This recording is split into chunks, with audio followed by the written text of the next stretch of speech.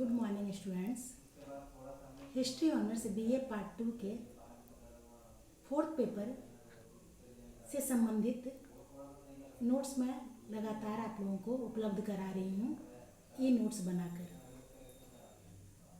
हमने उसमें फ्रांस की क्रांति से संबंधित कई नोट्स उपलब्ध कराए हैं।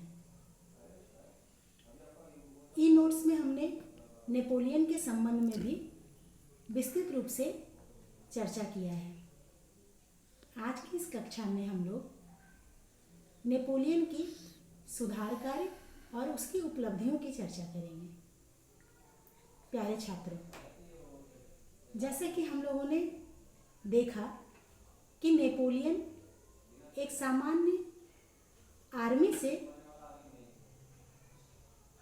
फ्रांस का सम्राट बना। वस्तुतः उसमें अदम्य साहस, उत्साह और प्रभावशाली व्यक्तित्व था।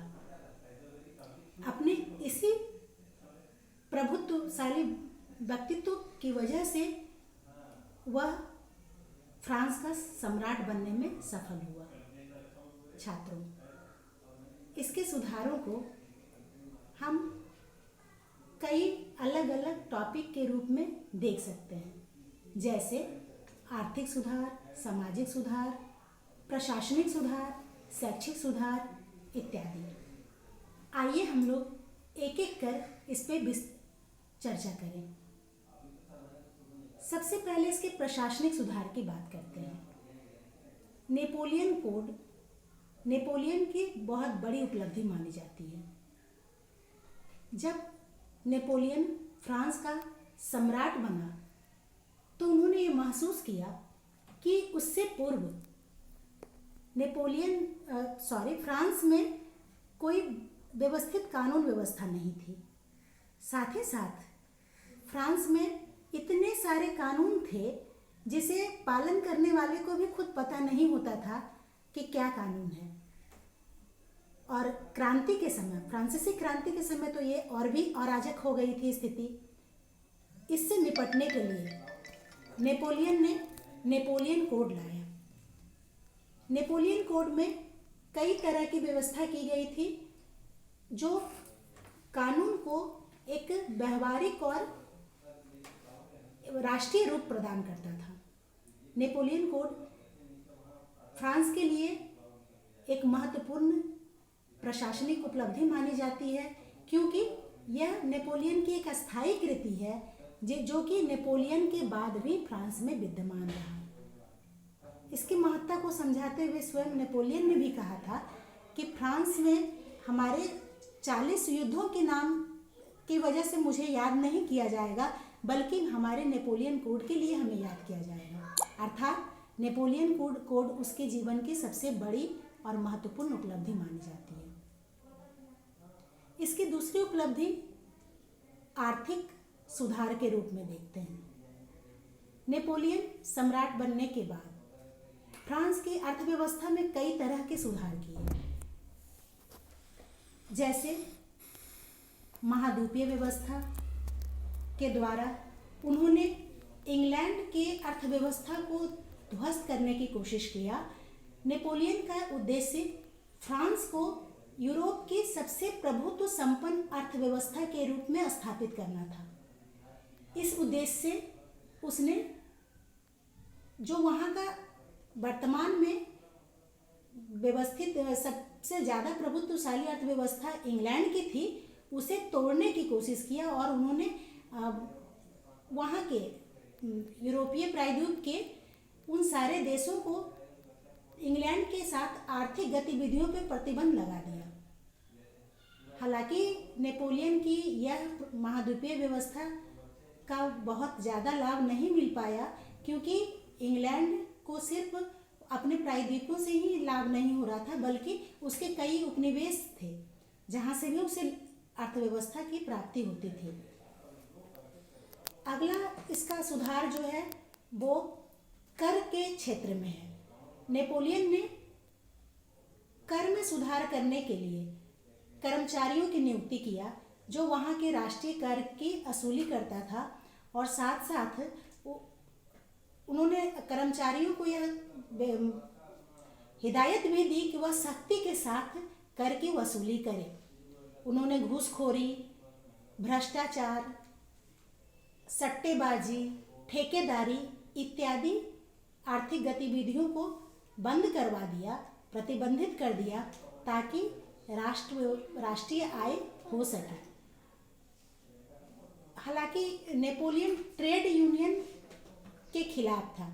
उसकी जो नीति थी वह ट्रेड यूनियन को सपोर्ट नहीं करती थी, बल्कि व्यक्तिगत संपत्ति को सपोर्ट करती थी। कृषि के क्षेत्र में भी नेपोलियन ने सुधार किया। उन्होंने बंजर और अनउपजाऊ भूमि को उपजाऊ बनाने के लिए भी एक योजना लाया था।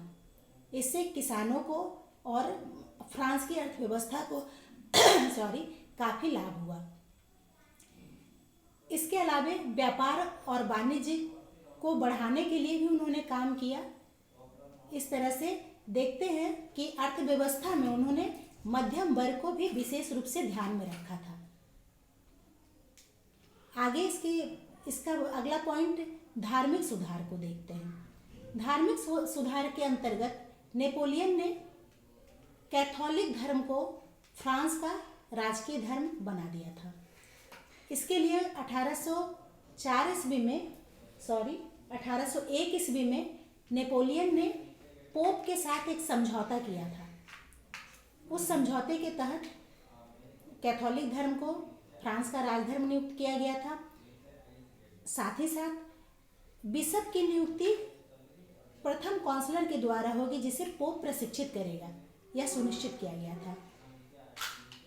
और भी कई धार्मिक सुधार किए उन्होंने। हालांकि पोप के साथ जो उसका कॉन्ट्रैक्ट था वो ज़्यादा दिन तक नहीं चला, अस्थायी ही रहा, और 1807 ईस्वी में पुनः पोप के साथ उसका युद्ध हुआ। नेपोलियन ने कई शैक्षिक सुधार किए। नेपोलियन के शैक्षिक सुधार फ्रांस के लिए बहुत महत्वपूर्ण साबित हुआ।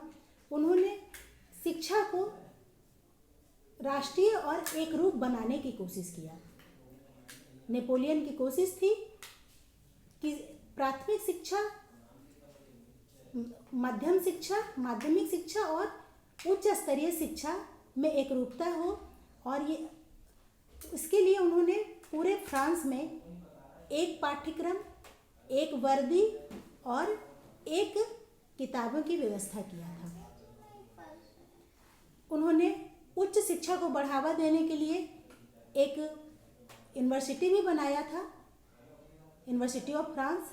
लेकिन हालांकि वह जो यूनिवर्सिटी थी वो कोई वर्तमान यूनिवर्सिटी की तरह नहीं थी, बल्कि वह उच्च शिक्षा, माध्यमिक शिक्षा और प्राथमिक शिक्षा के बीच संतुलन लाने के लिए, एक तारतम्यता लाने वाली संस्था के तरह से थी। नेपोलियन ने रिसर्च को भी बढ़ावा दिया था और रिसर्च ऑफ फ्रांस नामक संस्था की स्थापना किया था। इस प्रकार से हम देखते हैं कि नेपोलियन ने शिक्षा व्यवस्था में सुधार कर फ्रांस की प्रगति को एक नई दिशा दिया। सामाजिक क्षेत्र में भी नेपोलियन ने कई प्रकार के सुधार किए। समाज में सभी प्रकार की उपाधियों को समाप्त कर दिया गया था। नेपोलियन ने यह व्यवस्था किया कि पिता का उत्तराधिकारी ज्येष्ठ पुत्र होगा और पिता की संपत्ति में सभी पुत्रों को समान अधिकार दिया जाएगा। समाज को सुचारू रूप से चलाने के लिए नेपोलियन ने पत्नी को गृह कार्य के लिए रखा था, जबकि पत्नी का दायित्व पति आर्थिक रूप से संभालेंगे, ऐसी व्यवस्था किया था। साथ ही उन्होंने विवाह को सिविल विवाह बना दिया और तलाक का भी प्रावधान किया। यहाँ पे नेपोलियन का सिविल विवाह और तलाक के नियम के पीछे नेपोलियन का यह उद्देश्य था कि ऐसे सामाजिक महत्वपूर्ण कार्य पादरी के बिना भी किए जा सकें। इस प्रकार से हम देखते हैं कि नेपोलियन ने फ्रांस की अर्थ की व्यवस्थाओं को सुधारने के लिए कई प्रकार के कार्य किए, जो कि उसकी महत्वपूर्ण उपलब्धियां मानी जाती हैं। अगली कक्षा में हम लोग नेपोलियन के पतन के कारणों पर चर्चा करेंगे।